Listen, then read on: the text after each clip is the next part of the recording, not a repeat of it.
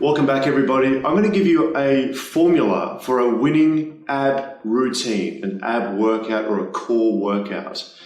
And it's not the only one out there on the internet. It's not the best one you could possibly. There is no best workout routine, but there are workout routines for your abs or your core which are more effective than others. So the one that I'll give you is very effective. In fact, firstly, what I'll do is I'm going to flash up a PDF on your screen right now. So what I suggest you do is you take a screenshot of that with your phone, just take a photograph of it, and that will give you a list of exercises that you can do, that you can choose from, and which are found in science to be more effective than others. And so they did some studies on this, and they found that certain ab exercises actually engage your core more than other types of ab exercises or core exercises. So that PDF should be up on your screen now. Take a photo of it, and you're going to use this as kind of a selection tool for creating your own ab workout.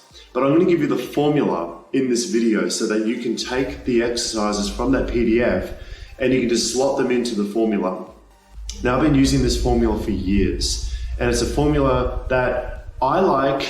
And not only do I like it, but also it's produced great results for me. Remember, as a fitness model competitor with an ab region that I'm very happy with, I want to share what I do and what I've been doing with you as well. So I'm going to use my phone as a reference point. But what you'll do is that you will select 2 body weight exercises from that list, preferably from the top of that list. Somewhere at the top of that list, you're going to select 2 of them. Even if you don't know how to do them, we have this wonderful thing called YouTube, where you can go to and you can type in the name of the exercise followed by how to, and then somebody on there will show you how to do it. That's how I learned.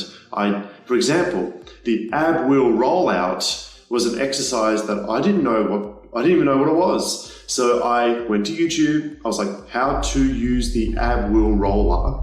And then of course someone was doing it and I tried to do it and I was like, this is too hard. And so I was like, screw this stupid thing, I'm not gonna do it. And because it's too hard doesn't mean that it's not effective. You'll find that the most difficult exercises are the most effective ones. But just take it baby step at a time, just small steps. So the first thing you'll do is you'll select 2 bodyweight exercises from that PDF, and then you're going to select another exercise which is going to be weighted. It's an exercise that you're going to be adding weight to, and I'll explain the reasons for that in just a moment. So I'm going to use my thing, I'm going to throw it up on your screen as well, the formula.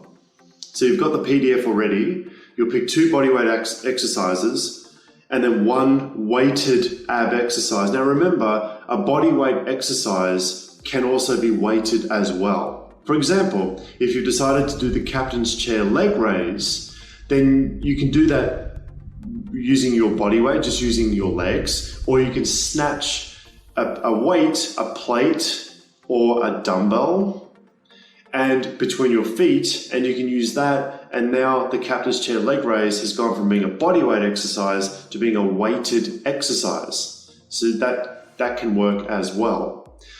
And then what you'll do is you'll start your ab routine by doing your bodyweight exercise, the one that you've selected, until failure. So for example, if you're starting off by doing air bicycles, you're going to do air bicycles until you can't do any more air bicycles anymore. So you're going to go until failure, until you physically can't do it. And that's going to be different for everybody. If you decided that you want to plank, for example, then you're going to plank for as long as you can and have a stopwatch, time yourself, and that way you can try and beat yourself the following time. So you want to go for as long as you can until fail. And then what you'll do is you'll give yourself 30 seconds of rest. That's it, 30 seconds of rest, a maximum of 1 minute, but 30 seconds of rest. Don't go too easy on yourself. And then what you'll do after your rest period is you're going to go straight into the next bodyweight exercise that you've got on your list.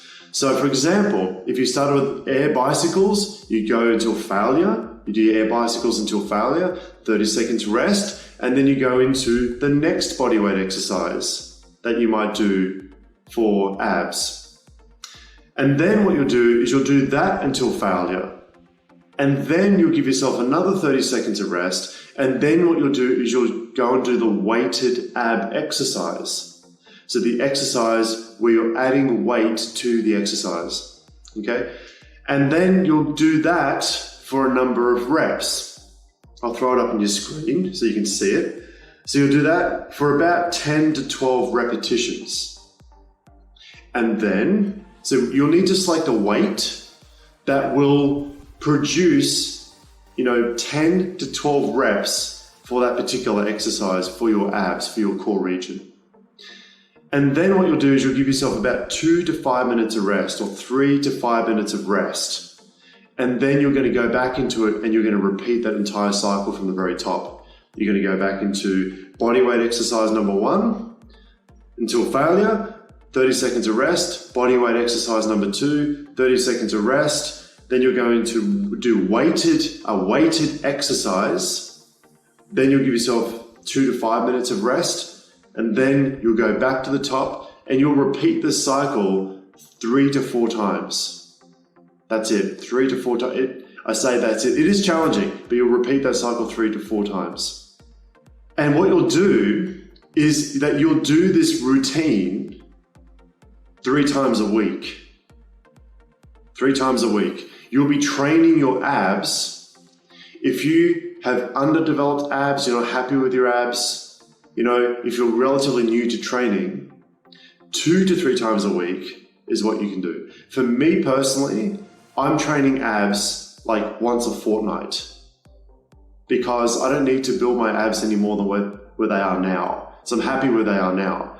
But once you're happy with your ab development, then of course you can scale back the training. But in the beginning stages of all this, you'll need to look at, you can do 2 days a week. If you do 2 days a week of direct ab/core training, then you could say a Monday and a Friday session, or a Tuesday and a Thursday. Give your abs 1 to 2 days rest, complete rest, like where you're not training them directly. Some people train abs every single day. Forget about it. Don't do that. It's not going to work for you. Don't do the ab crunch machine 3, 4, 5, 6 times a week. Like, do it 3 times a week. But remember, the ab crunch, now that I mentioned the ab crunch machine, is not the most effective machine in the gym for working your abs and your core. I'm going to go into my workout routine that I do for my abs in another video coming up. But right now I'm telling you, I haven't used the ab crunch machine for about 3 years. Like, that's how unimportant it is in the scheme of building abs. It is oversold, but it under-delivers. If you're familiar with late night TV commercials, the ab crunch machine is like the pony of the whole ab workout system because it gets all the attention. It gets all the fame, all the limelight, but it will do you nothing. It'll do some work, like, don't get me wrong, like you will get some results, but I can assure you right now, take this from my experience. I've been on that ab crunch machine when I was younger.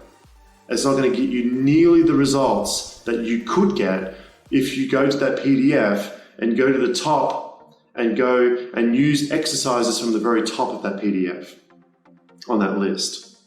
So ab training 2 to 3 times a week. You can do once a week, but you can do up to 3 times a week. Try and give yourself 1 day of rest between ab training sessions. And important, very important, when you're doing weighted ab exercises, you must work on progressively overloading the muscles of your abs. So for example, if you are snatching, if you're doing the captain's chair leg raise and you have a dumbbell between your feet and that dumbbell is 8 kilograms, for example, week number 1, you want to work to get that dumbbell up to 10 kilograms by the following week for the same number of repetitions. That's what you want to do. Remember, 10 to 12 reps, but every week you want to try and get heavier and heavier and heavier and heavier with the weights that you're lifting. Because if you don't, remember your abs are no different to any other muscle in your body. If you want your muscles to get bigger and stronger, you must progressively overload them. This is like cardinal rule of building muscle. Whether it be your biceps, whether it be your calves, your quads, or your abs are no exception. If you do not add weight over time, they will not get bigger. Someone just threw a cigarette on my balcony. There you go. So they will not get bigger. So you must progressively overload them. Must. Like if you take nothing else away from this video, if you want defined abs or a defined core as a woman, you must progressively overload your muscles. I keep repeating myself, but it's really important. So that's it.